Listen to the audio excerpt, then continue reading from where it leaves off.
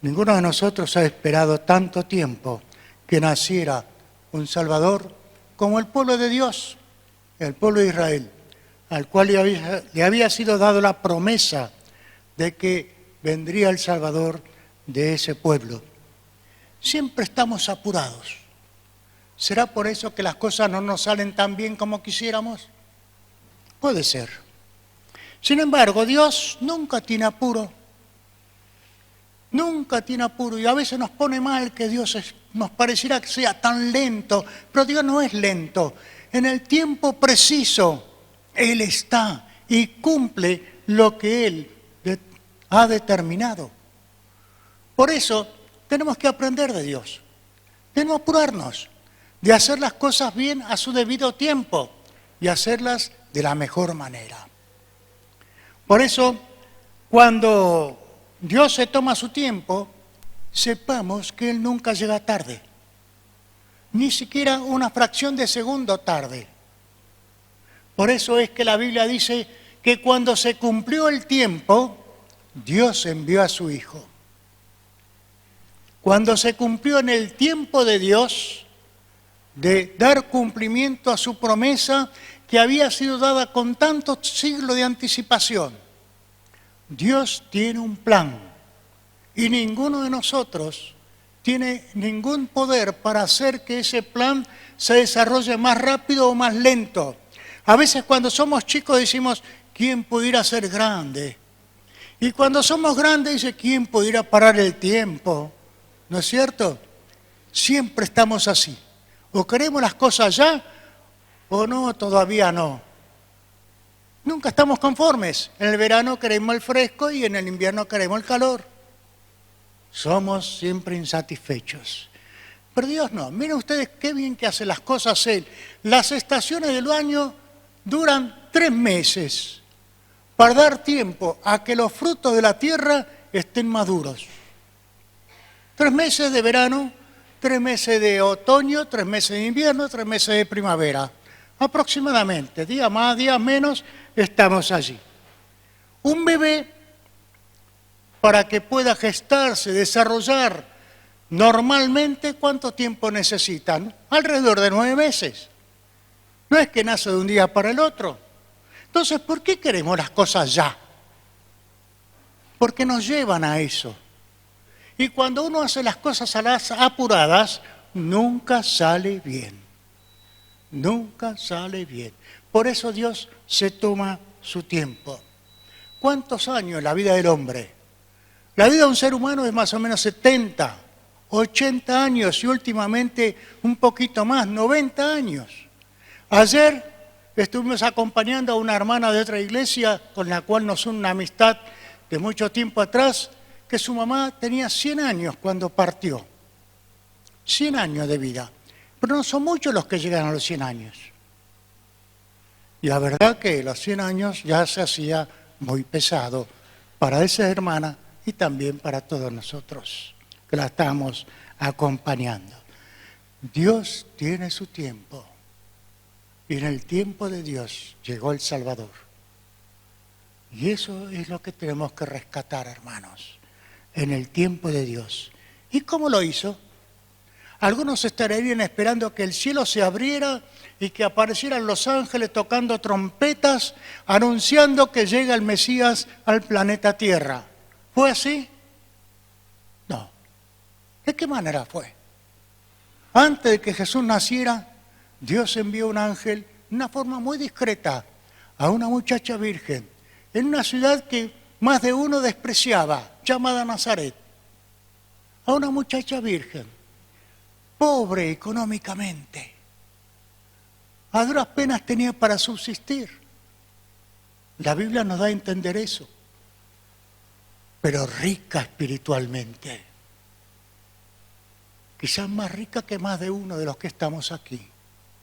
Porque cuando el ángel le propone el plan de Dios de ser la madre del Salvador, siendo todavía soltera, aunque comprometida con su futuro esposo, ella no titubeó. ¿Cuál fue su palabra? Hágase conmigo conforme a como Dios quiere.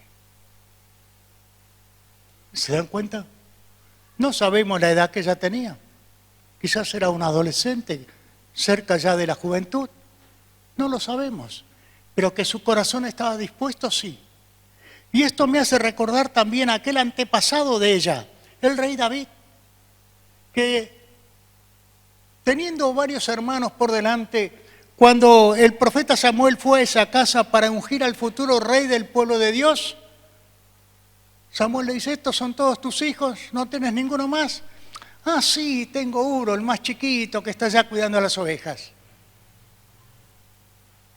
Sin embargo, ese que era chiquito a los ojos de su padre, que era menospreciado por sus hermanos, Dios lo eligió como futuro rey de su pueblo. Entonces no es cuestión de apariencias, es cuestión de vivencia. Y Dios, que conoce el corazón, sabe lo que cada uno de nosotros tiene aquí adentro y aquí.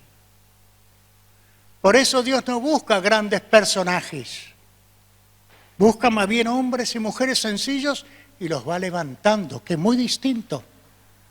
No personas que se levantan a costa de otros.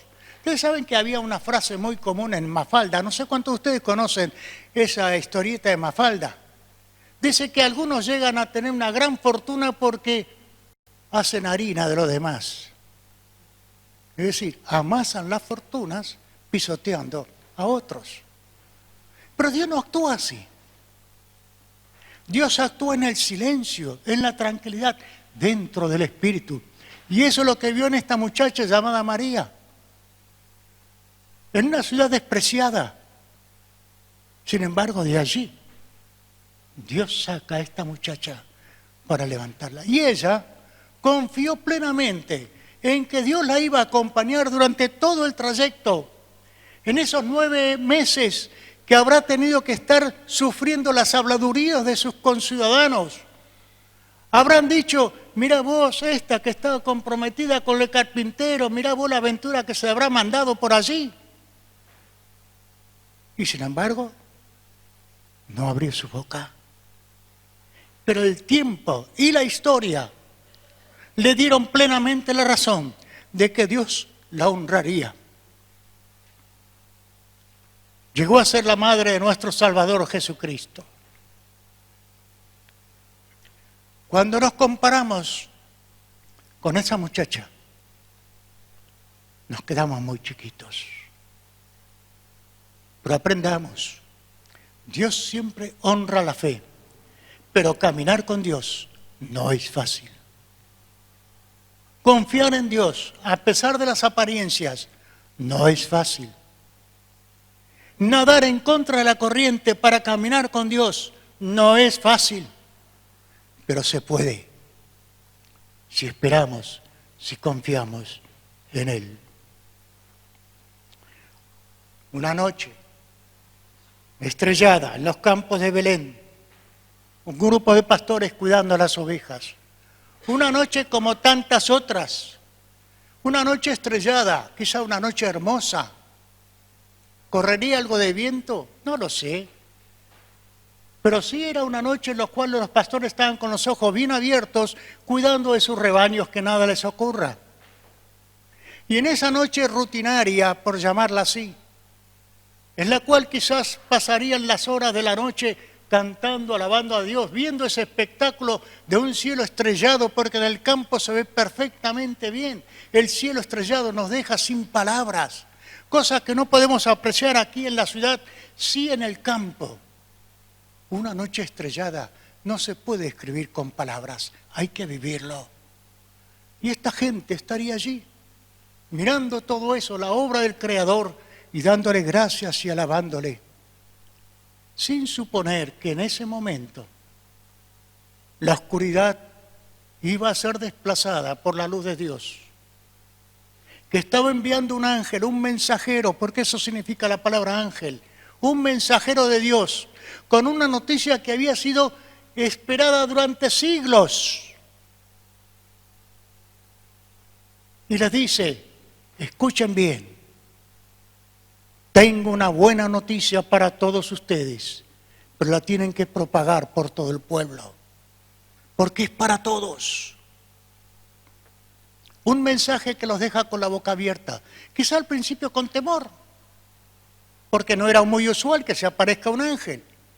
Tampoco era muy usual que la noche se convirtiera en día con semejante luz. Y mucho menos era usual que luego un conjunto de ángeles, una hueste, dice, unas millares de ángeles, que decían, gloria a Dios en las alturas y en la tierra haz buena voluntad para con los hombres.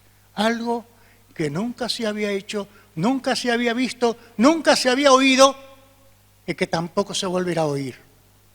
Porque fue aquella única noche en la cual Dios anunció a su pueblo que había cumplido su promesa. Vamos a leer en nuestras Biblias el relato que Dios entrega a nosotros, los seres humanos, Lucas capítulo 2, los primeros 20 versículos.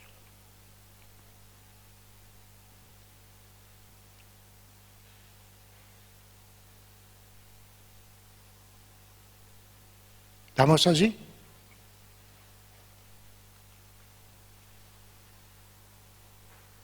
Dice, aconteció en aquellos días que se promulgó un edicto de parte de Augusto César, que todo el mundo fuese empadronado.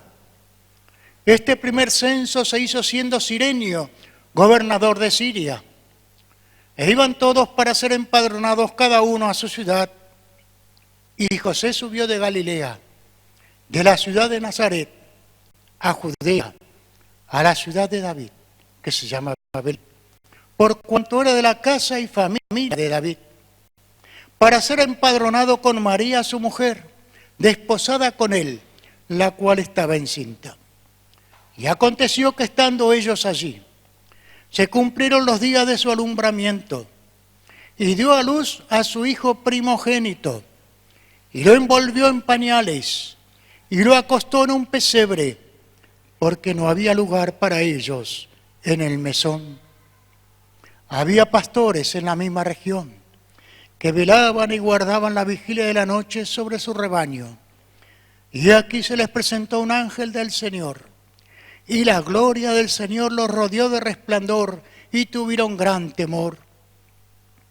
Pero el ángel les dijo, no temáis, porque aquí os doy nuevas de gran gozo, que será para todo el pueblo, que os ha nacido hoy, en la ciudad de David, un Salvador, que es Cristo el Señor. Esto os servirá de señal.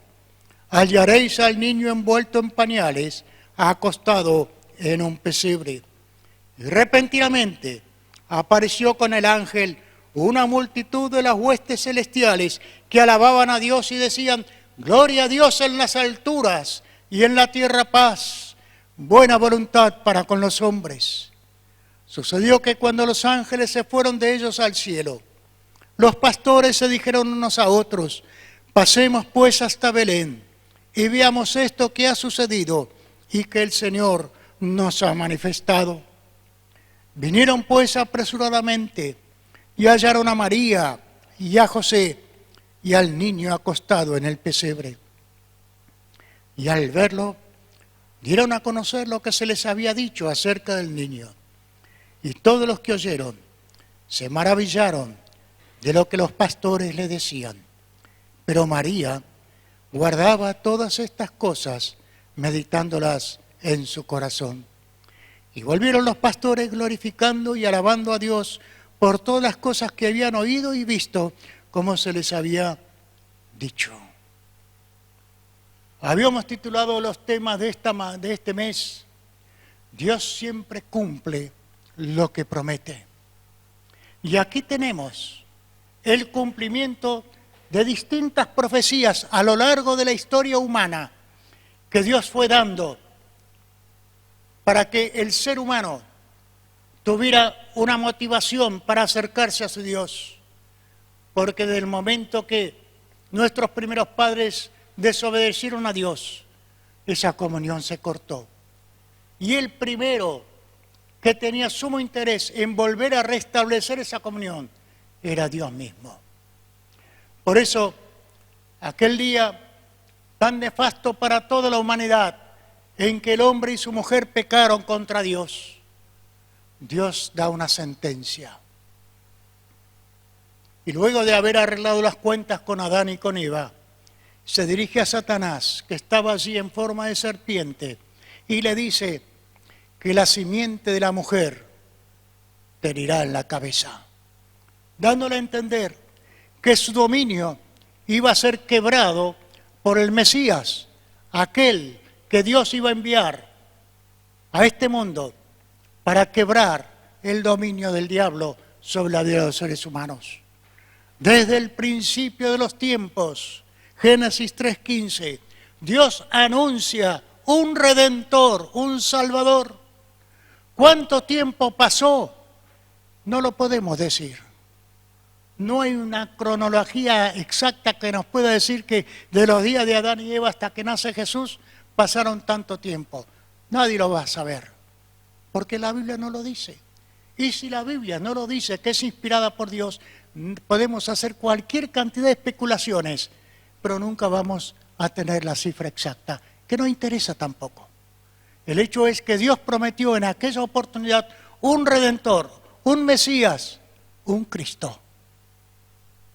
Y ahora lo cumple. Por eso, Dios siempre va adelante. Y en el tiempo de Dios se va cumpliendo el plan que Él tiene para este mundo.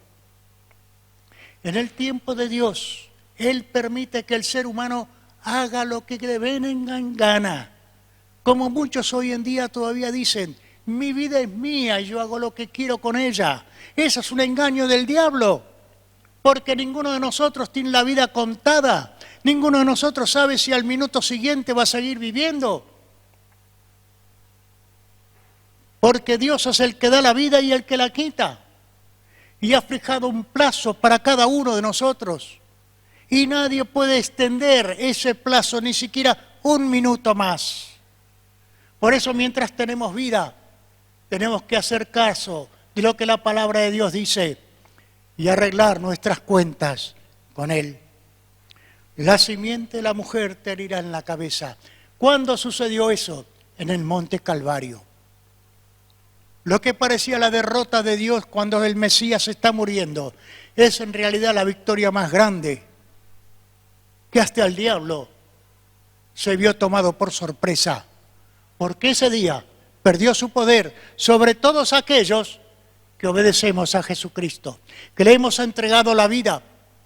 Cuando viene el diablo tentándonos, los que somos de Jesucristo, decir no y mantenernos en el no.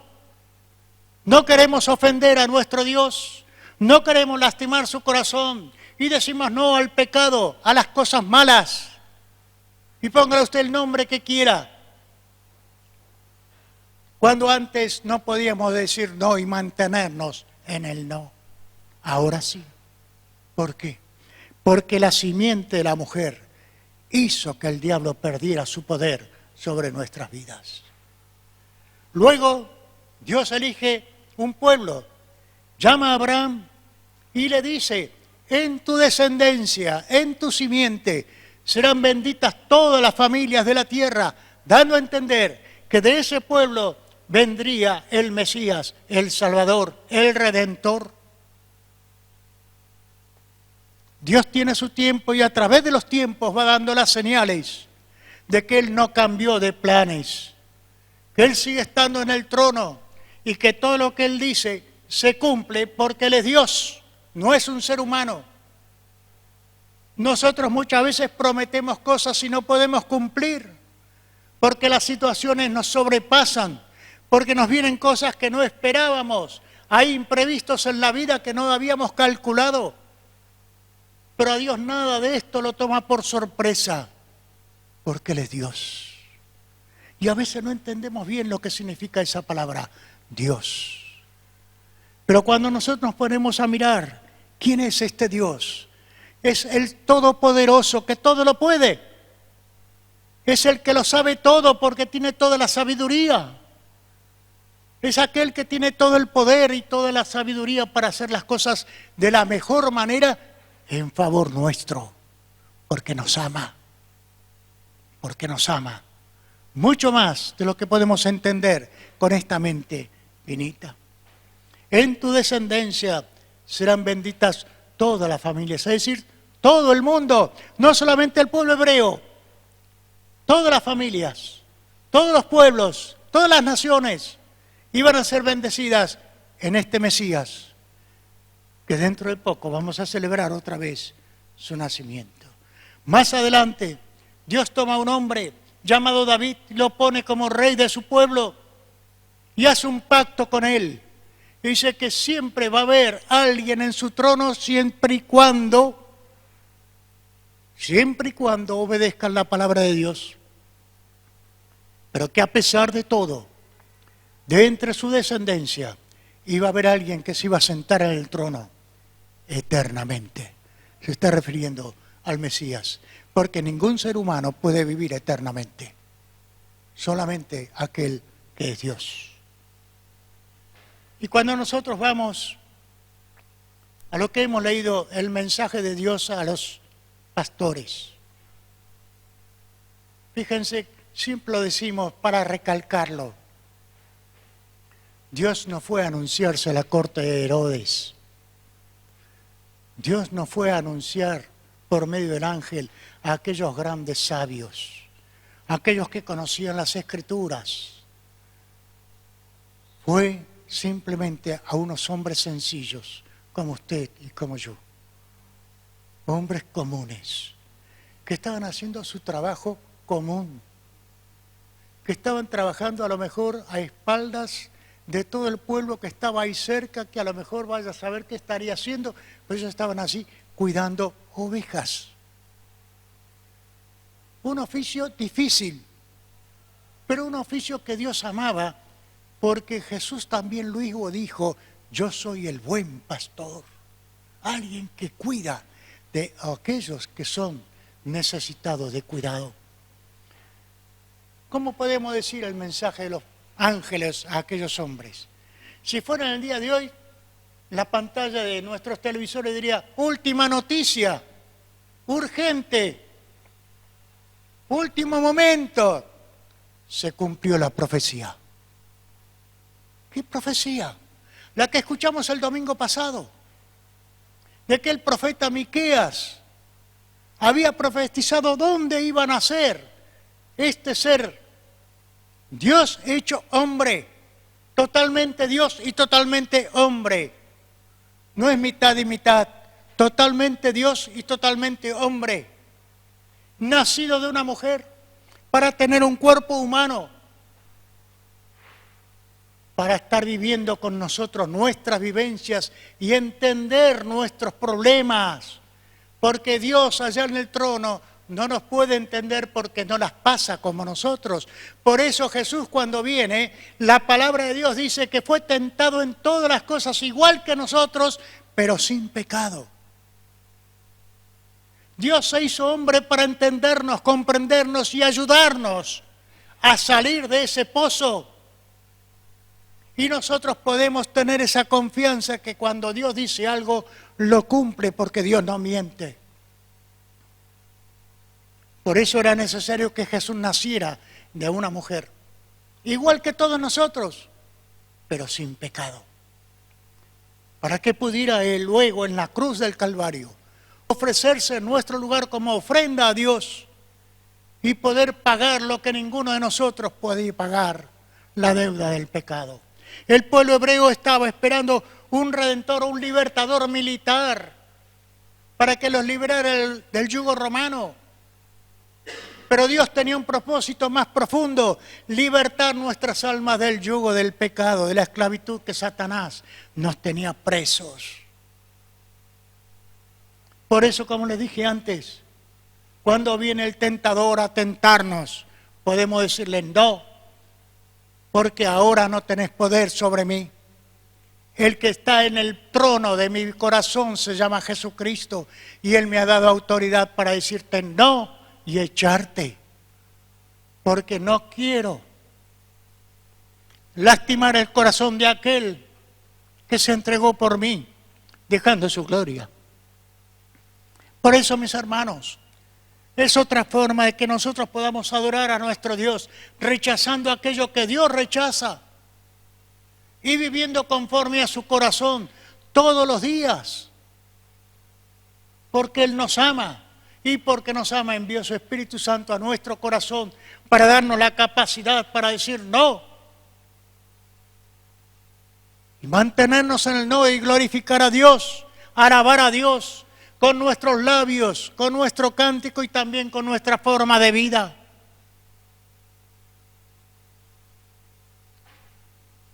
Gloria a Dios en las alturas, dijeron los ángeles en aquella noche.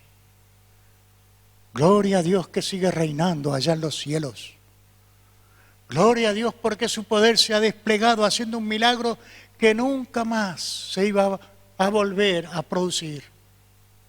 Dios naciendo de una muchacha, de una mujer, hecho hombre, para que pudiera entendernos y pudiera ayudarnos de la mejor manera. Gloria a Dios en los cielos. ¿Y en la tierra qué? En la tierra paz. ¿Hay paz en la tierra? No hay paz. ¿Por qué no hay paz? Porque crucificaron al príncipe de la paz.